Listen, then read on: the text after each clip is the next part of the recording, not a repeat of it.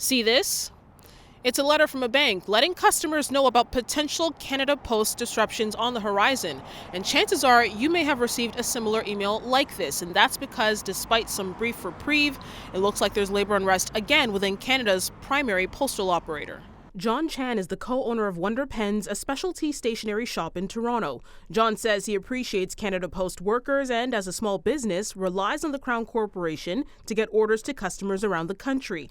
But the last labor dispute during peak holiday shopping season was challenging. There's quite a few difficulties with shipping with alternate shipping carriers, especially servicing our customers in the rural areas. We also did have to eat some of the cost, a little bit more of the cost out of our own pockets. And with rumblings of another possible strike on the way, John is looking at how to pivot once again. It makes us feel a little bit worried, especially in this environment. There's a lot of stuff going on in the world. After negotiations between Canada Post and the Canadian Union of Postal Workers ended in early March without a contract, both sides resumed talks last week. The current collective agreements between Canada Post and CUPW will remain in effect until May 22nd.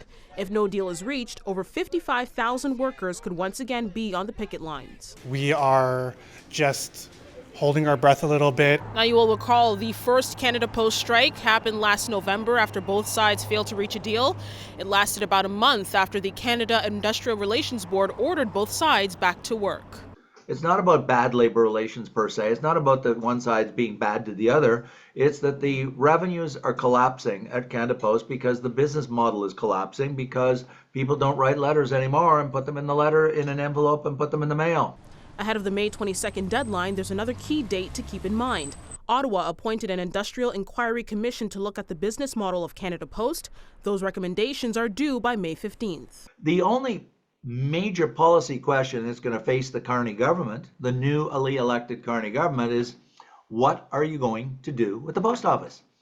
It's unclear what the current federal government will do, but we know that back in January, Ottawa provided Canada Post with just over $1 billion in short-term funding, as Canada Post had previously said that it has lost $3.3 billion since 2018. They can deny and kick the problem down the road and give them another $1 billion to bail them out for another 6 months, and then they got to bail them out again and again and again.